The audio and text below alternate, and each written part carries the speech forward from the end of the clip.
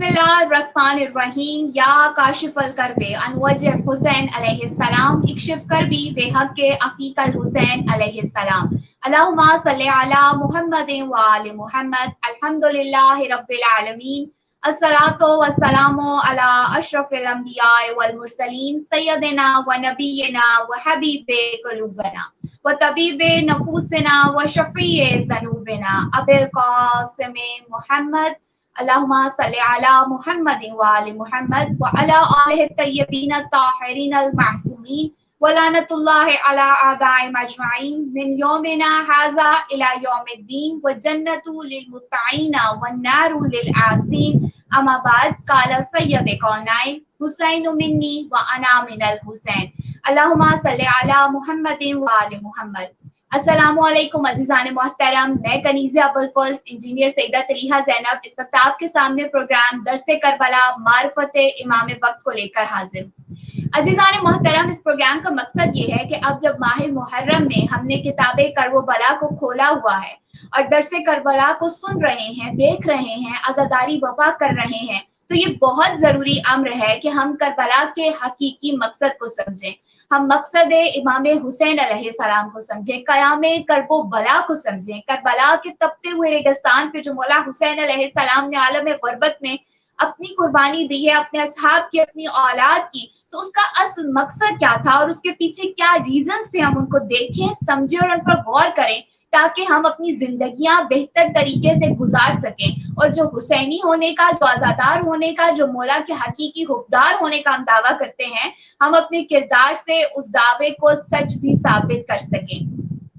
अजीजान मोहतरम, कल के सेशन में मैंने आपके सामने बयां किया था कि इमाम हुसैन अलैहिस्सलाम के साथ सरफरोशों का काफिला है। मौला हुसैन अलैहिस्सलाम के काफिले में वो जलीलुल कद्र असहाब और लोग मौजूद हैं कि जिनके दिल में खुदा की मोहब्बत है, जिनके दिल रोशन है खुदा की मोहब्बत के नूर से, और उनके जहनों में अगर कोई चीज है तो वो सिर्फ ये है कि वो अपने इमाम के हमरकाब अल्लाह रब्बुल इज्जत की रजा और खुशनुदी हासिल करना चाहते हैं। और हमने देखा कि वो अपने इस मकसद में कामयाब भी हुए। क्यों? इसलिए क्योंकि वो मारिफत इमाम वक्त रखते थे। उस वक्त इमाम वक्त कौन है? मौला हुसैन अलैहिस्सलाम है। तो वो अपने इमाम के बारे में मारिफत रखते थे। जो मारिफत होनी चाहिए या जो हकीकी मारिफत का हक है, वो उस हक को पहचानते थे। ये जो सरफरोशों का काफिला है, इसके बारे में मौला हुसैन अलैहिस्सलाम ने मक्का रवानगी के वक्त फरमाया था, तुम में से जो कोई भी खुदावंदे आलम से मोहब्बत करता है और ये चाहता है कि वो खुदा से मुलाकात करे, तो वो हमसे आ मिले, क्योंकि मैं कल रवाना हो रहा हूँ।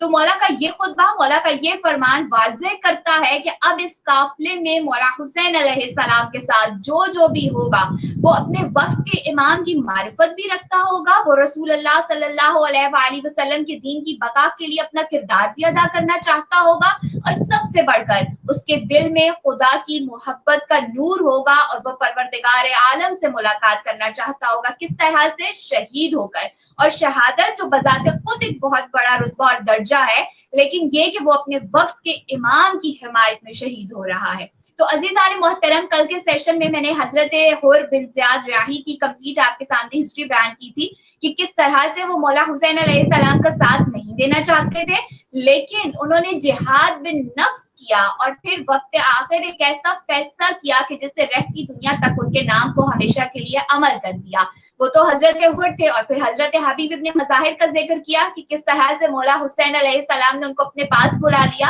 और उनकी दुनिया और आखिरत को एक बेहतरीन मकाम बना दिया। आज मैं जिस हस्ती का जिक्र करने जा रही हूँ वो करबला की बहुत अहम किरदार है, इसलिए क्योंकि जनाब हुर अलैहिस्सलाम की तरह उनका शुमार भी तवाबीन में होता है, यानी तौबा कबूल करने वालों में होता है। और याद रहे कि ये बहुत बड़ा मकाम और मर्तबा है कि खुदावंद आलम ने कुरान पाक में मोमिनीन की जो सिफात बयान की हैं, उसमें ये भी कहा गया कि वो तौबा करते हैं, माफी मांगते हैं, इस्तगफार करते हैं। ये वो शख्सियत है जो पहले नहीं चाहती थी कि मौला हुसैन अलैहिस्सलाम के साथ हो। हर मुमकिन कोशिश की इन्होंने कि किसी तरह से इमाम से इनका सामना ना हो, इमाम से इनकी मुलाकात ना हो, उनको मौला की हिमायत के लिए खड़ा ना होना पड़े। लेकिन फिर ये वही शख्सियत है कि शब आशूर जब इमाम हुसैन अलैहिस्सलाम ने चिराग बुझा दिया और जब दोबारा जलाया गया, तो जिन असहाब ने मौला हुसैन अलैहिस्सलाम से अपनी मोहब्बत का, अपनी अकीदत का और इमाम वक्त वक्त की मारिफत का इजहार किया, उनमें इनका भी शुमार होता है। और इन्होंने कहा कि खुदा की कसम, अगर 1000 मरतबा जिंदा किया जाऊं और फिर 1000 मरतबा कत्ल कर दिया जाऊं,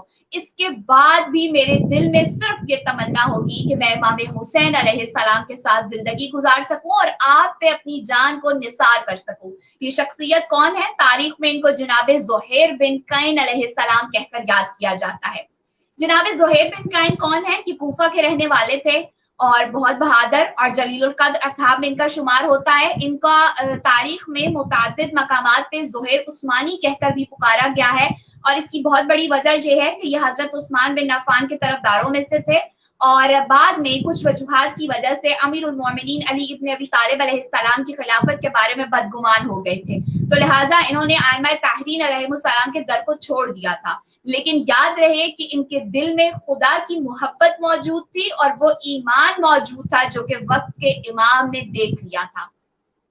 अजीजान मोहतरम, यहाँ पर अगर मैं इमाम के किरदार को आपके सामने बयां करूं या जो इमाम की शख्सियत होती है उसके बारे में अगर थोड़े से जुमले आपके साथ में शेयर करूं, तो सबसे बड़ी बात यह है कि अगर हम मौला हुसैन अलैहिस्सलाम का किरदार देखें बिलखसूस, तो अगर मौला किसी ऐसे दुश्मन के मुकाबले पर हैं जो कि हटदर्मी जाहिर कर रहा है या जो अपनी बात पे डटा हुआ है या मौला को बातिल की तरफ झुकाना चाह रहा है, तो फिर किसी में इतनी जुर्रत भी नहीं है कि वो मौला हुसैन अलैहिस्सलाम के अबरूए मुबारक में कम तक पैदा कर सके, वो चाहिए कि वो मौला का सर झुका सके या मौला की हिमायत हासिल कर सके। ये बात बहुत वाज़ेह है कि मौला हुसैन अलैहिस्सलाम ने हमेशा कलमा हक को बयां किया है, बगैर किसी हिचकिचाहट के, बगैर किसी डर के, बगैर किसी शख्स से खौफ के, बगैर किसी तख्त व ताज और मालो दौलत के हिरस के। मौला ने हमेशा कलमा हक को बयां किया और अपने जो हक का मौक़िफ़ था मौला उस पर डटे रहे हैं। वो हमने मुख्तलिफ मकामात पे देखा है। जब आप करबला से पहुंचने से पहले मौला की जो जर्नी है उसको देखे, जो मक्का से रवानगी के वक्त और मदीना की जो सूरत हाल है और जब बैत तलब की गई है तो किस तरह से मौला ने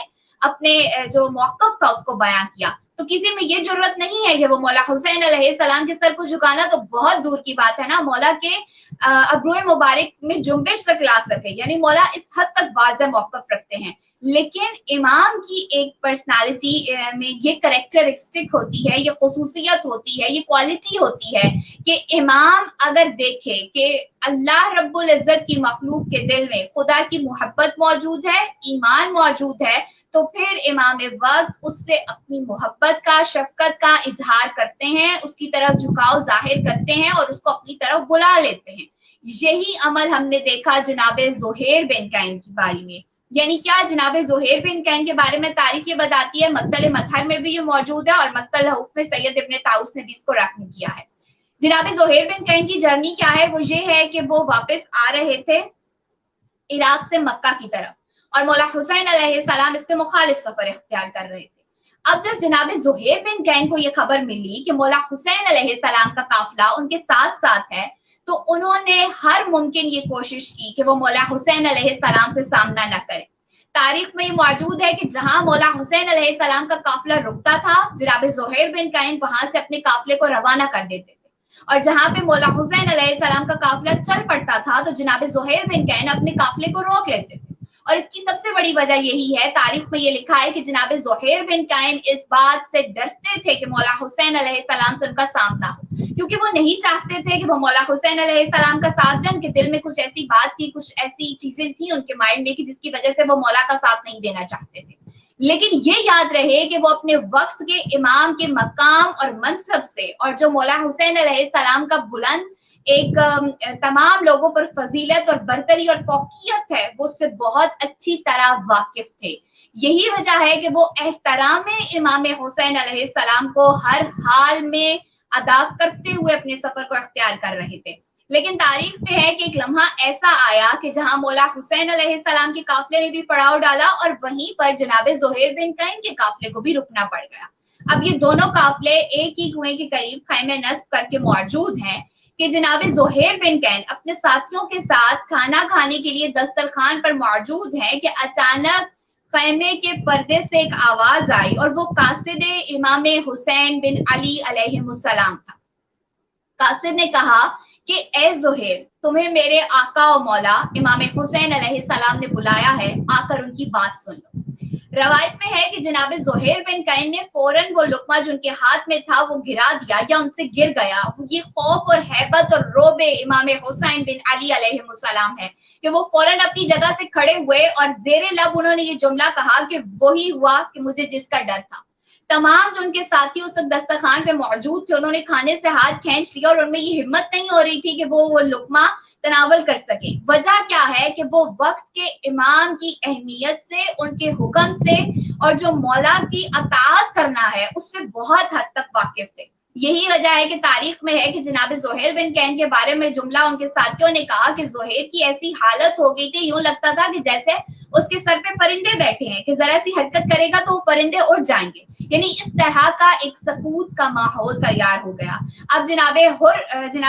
زہیر بن قین یہ نہیں کہہ سکتے تھے اس قاصد کو کہ میں نہیں آؤں گا, مولا حسین علیہ السلام کو جواب دے دو, اور نہ وہ یہ کہہ سکتے تھے کہ میں آ رہا ہوں. لہٰذا انہوں نے قاصد امام حسین بن علی علیہ السلام کو کوئی جواب نہ دیا. اب یہاں پر ایک اور بہت اہم کردار ہمیں نظر آتا ہے اور وہ ہے جناب زہیر بن قین کی زوجہ جناب درہم بن عمرو کا. تاریخ میں ہے کہ امام حسین علیہ السلام کے مددگاروں میں صرف مرد یا بچے یا بوڑھے شریک نہیں تھے, بلکہ کربلا میں جو حسینی خواتین موجود تھیں انہوں نے ایسا عظیم الشان کردار ادا کیا کہ تاریخ ان کے داد دیے بغیر رہ نہیں سکی, یا ان کا نام بھی تاریخ میں سنہری حروف سے لکھا ہوا ہے, اور ان میں سے ایک ہے زوجہ جناب زہیر بن قین. جناب زہیر بن قین کی زوجہ ایک مومنہ عورت ہیں, اور جب ان کو یہ معلوم ہوا کہ مولا حسین علیہ السلام نے قاصد بھیجا ہے اور جناب زہیر بن قین اس بارے میں تامل سے کام لے رہے ہیں, دیر کر رہے ہیں اور اس کو کوئی جواب بھی نہیں دیا, تو وہ فوراً آئی ہیں اپنے شوہر جناب زہیر بن قین کے پاس اور کہنے لگی, اے زہیر, فاطمہ تو زہرا سلام اللہ علیہا کے دلبر نے تمہیں بلایا ہے اور میں یہ کیا سن رہی ہوں کہ تم نے قاصد کو کوئی جواب نہیں دیا. زہیر, تمہارے لیے کس قدر خوش بختی کی یہ بات ہے کہ تم کو نواسہ رسول حضرت امام حسین علیہ السلام بلا رہے ہیں اور تم ان سے اس بات میں دیر لگا رہے ہو, یا تم جانا نہیں چاہ رہے, یا تم کس قسم کی سوچ اور فکر میں ہو. جناب زہیر کی زوجہ نے ان کو ایک ایسا جملہ کہا اور کہا کہ اگر تم آج نہ گئے تو تاریخ میں بزدلوں کی فہرست میں تمہارا نام لکھا جائے گا. جا کر ان کی بات سن آؤ, بے شک تم ان کی بات نہ ماننا, لیکن کم از کم ایک مرتبہ ان کی بات سناؤ کہ وہ کہنا کیا چاہتے. یہ وہ وقت تھا, یہ وہ لمحہ تھا کہ جس نے جناب زہیر بن قین کی دنیا اور آخرت کو بدل کے رکھ دیا. عزیزان محترم, کتاب مقتل مطہر میں یہ موجود ہے کہ جناب زہیر بن قین نہیں جانا چاہتے تھے, لیکن بہرحال وہ گئے. اور اب جب وہ خیمہ امام حسین بن علی علیہ السلام میں گئے ہیں اور اس کے بعد جب وہ واپس آئے ہیں تو وہ زہیر بن قین نہیں تھے جو جانے سے پہلے تھے. تاریخ اس بات کو نہ لکھ سکی کہ مولا حسین علیہ السلام اور زہیر بن قین کے درمیان کیا گفتگو ہوئی. مولا حسین علیہ السلام نے زہیر بن قین کو ایسا کیا منظر دکھایا, ان کی آنکھوں سے ایسے کون سے پردے ہٹا دیے, ایسے کون سے اسرار و رموز کی بات کر دی کہ جناب زہیر بن قین وہاں سے جب واپس آئے ہیں تو ان کے وجود منقلب تھا, ان کے دل میں جو خدا کی محبت تھی وہ مزید بڑھ چکی تھی. جب جناب زہیر بن قین جا رہے تھے تو ان کے چہرے کا رنگ متغیر تھا, لیکن اب جب وہ واپس پلٹے ہیں تو وہ اس قدر خوش ہیں کہ گویا ان کی زندگی میں امام حسین علیہ السلام کی اس ملاقات سے بڑھ کے کچھ بھی نہیں, اور حقیقت بھی یہی تھی. جناب زہیر بن قین اب جب واپس آئے اپنے خیمے میں تو فوراً انہوں نے اپنے سامان کو سمیٹنا شروع کیا اور اپنے بیٹوں کو, بیٹیوں کو اور اپنی زوجہ کے بارے میں وصیت کرنے لگے کہ میرے مال کو اس طرح سے استعمال کرنا, میری زوجہ کو واپس پہنچا دینا اس کے قبیلے میں, میرے بیٹوں کے لیے یہ وصیت ہے اور میری بیٹیوں کے لیے یہ وصیت ہے. تو گویا تمام تر قافلے میں موجود جناب زہیر بن قین کی حالت اور ان کی کیفیت کو سمجھ چکے تھے کہ اب زہیر بن قین کو روکنا ممکن نہیں ہے. عزیزان محترم, روایت یہ بیان کرتی ہے کہ جیسے ہی جناب زہیر بن قین نے یہ حکم دیا کہ میرا خیمہ میرے آقا و مولا امام حسین علیہ السلام کے ساتھ لگا دیا جائے, میرا جینا اور مرنا اب انہی کے ساتھ ہے, ابھی وہ خیمے سے نکل ہی رہے تھے اس انداز سے کہ گویا وہ واپس کبھی نہیں پلٹیں گے کہ آگے بڑھ کر ان کی زوجہ نے ان کے دامن کو تھام لیا اور کہنے لگی کہ اے زہیر, میں یہ بات جانتی ہوں کہ تم اس لیے اس قدر جلدی میں ہو کیونکہ تمہیں مولا حسین علیہ السلام نے ایک ایسی بات بتائی ہے کہ جس نے تمہارے وجود کو منقلب کر دیا ہے, اور میں یہ بھی جانتی ہوں کہ تمہارے اس عمل کے بعد بروز محشر تمہیں حضرت فاطمہ الزہرا سلام اللہ علیہا کی شفاعت نصیب ہوگی. تو اے زہیر, یاد رکھنا کہیں قیامت کے دن تم اور میں الگ نہ ہو جائیں, اور جب کبھی بھی تمہیں شفاعت حضرت محمد مصطفیٰ صلی اللہ علیہ وآلہ وسلم یا مادر امام حسین علیہ السلام ملے تو اس لمحے مجھے بھی یاد رکھنا اور ان کے حضور میرے لیے بھی سفارش کرنا. یہ کہہ کر انہوں نے جناب زہیر بن کین کو رخصت کیا.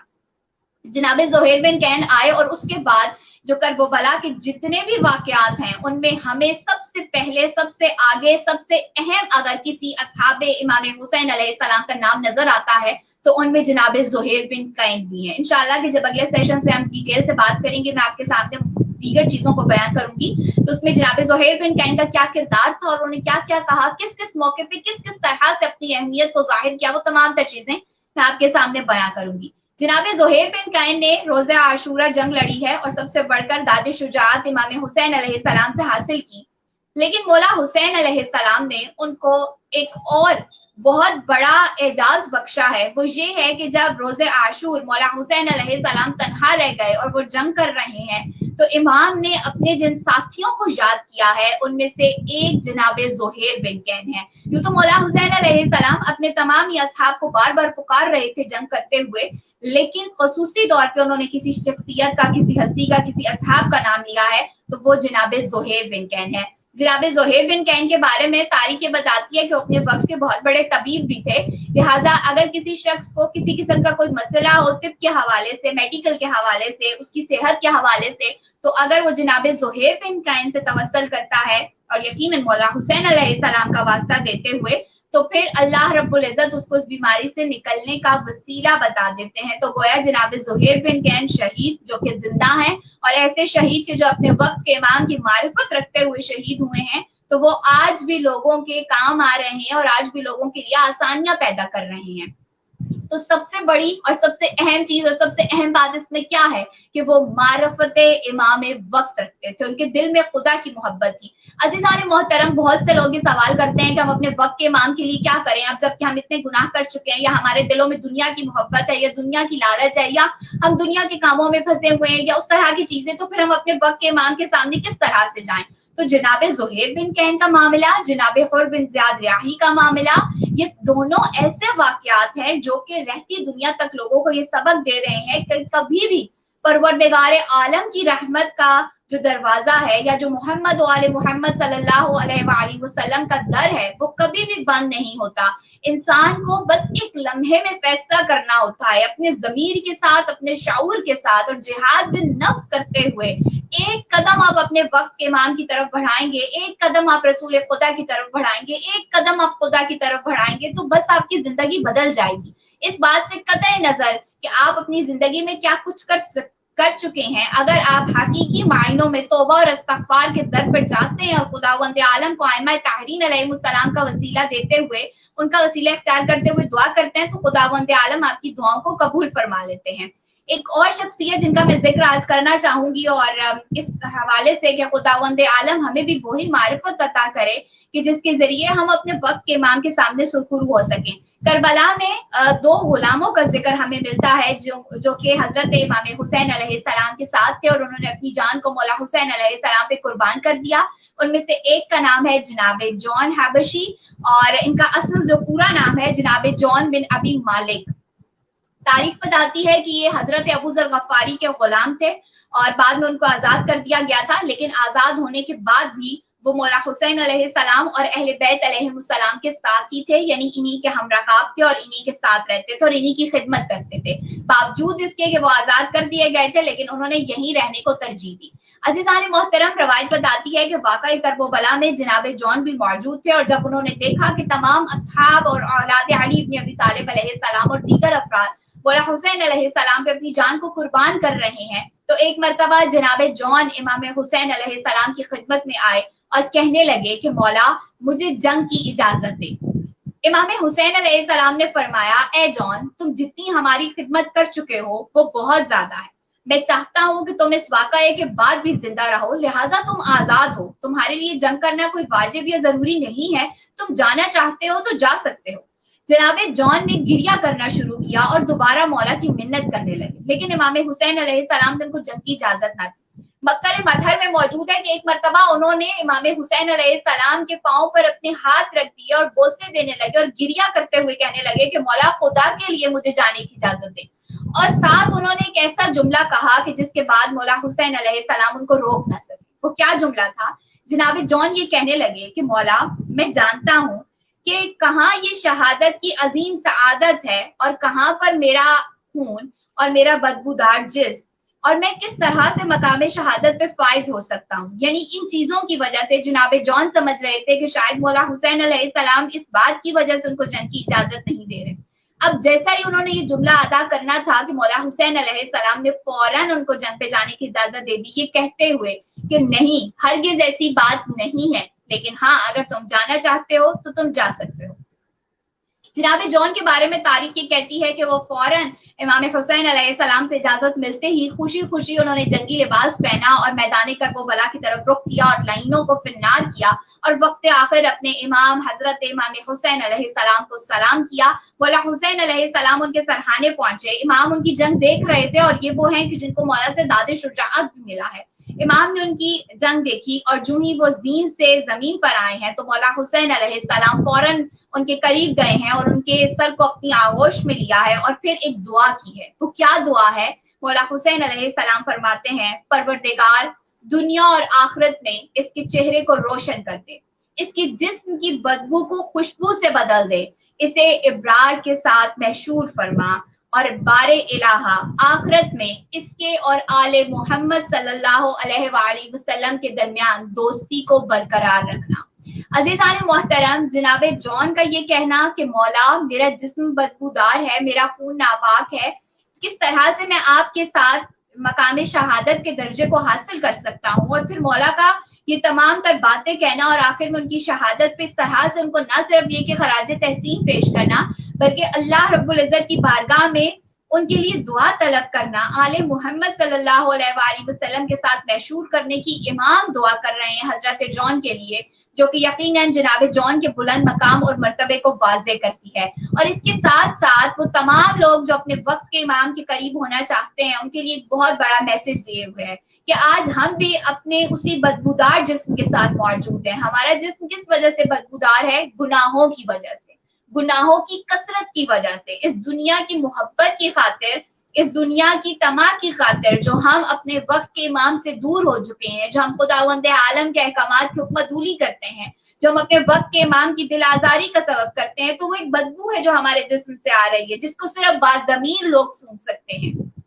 تو عزیزان محترم، اب اگر ہمیں اپنے غلطیوں کا، اپنے گناہوں کا، اپنی کوتاہیوں کا اعتراف کر لیں اور اس کا ارتکاب کر جو چکے ہیں تو خداوند عالم کی بارگاہ میں معافی طلب کریں اس دعا کے ساتھ کہ خداوند عالم حضرت امام حسین علیہ السلام کے صدقے میں ہمارے تمام تر گناہوں کو معاف کر دیں. پھر سے وہی جملہ دہراؤں گی کہ جب مجلس امام حسین علیہ السلام میں جاتے ہیں تو اس نیت کے ساتھ کہ مولا ہماری شفاعت کریں گے، لیکن وہ شفاعت کس وقت ہوگی کہ جب ہم حقیقی معنوں میں اپنی روح کو روح امام حسین علیہ السلام کے ساتھ متصل کر دیں گے. جب ہم یہ کہتے ہیں کہ ہم مولا حسین علیہ السلام پہ اپنی جان نثار کرنے کے لیے تیار ہیں، مولا سے محبت کرتے ہیں، اگر حقیقی معنوں میں ہم مولا حسین علیہ السلام کے مقام اور منصب کو سمجھ لیں گے تبھی تو ہم اپنے وقت کے امام کے لیے اپنا ایک مؤثر کردار ادا کر سکیں گے. تو کربلا ایک درس گاہ ہے جہاں سے آپ کو صرف عزاداری اور گریہ نہیں ملتا بلکہ آپ کو زندگی گزارنے کا طریقہ ملتا ہے، آپ کو صراط مستقیم دکھائی جاتی ہے کہ کربلا کی ایک ایک شخصیت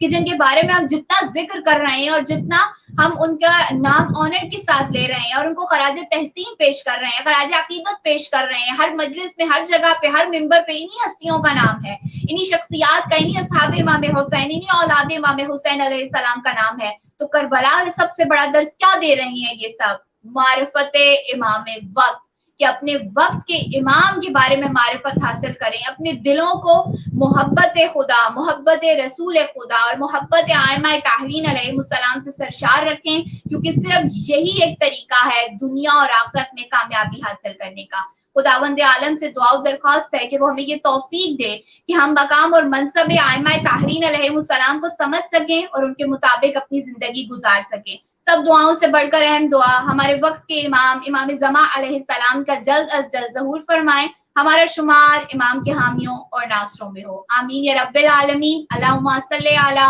محمد و آل محمد.